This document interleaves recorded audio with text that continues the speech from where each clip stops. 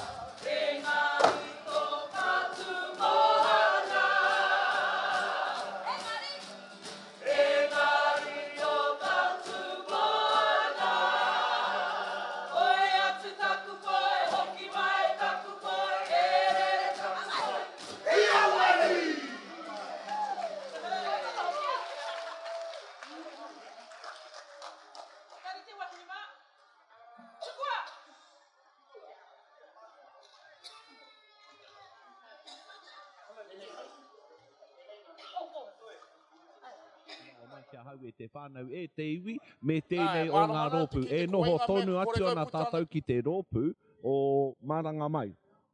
Maranga Mai kapahaka. Nā, ki te ana ko ngā whanaunga, Dean, Nathan, yeah, Dean, me tana hoa wahine a mere, me hia tōna ki a rawa, ki te ana etahi o ngā whanaunga mai i te rōpū kapahaka o te pū ao, etahi o ngā whanaunga o roto mai o Hātea, e tūtahi ana i tēnei o ngā wā, e hoa mā, ki te haka.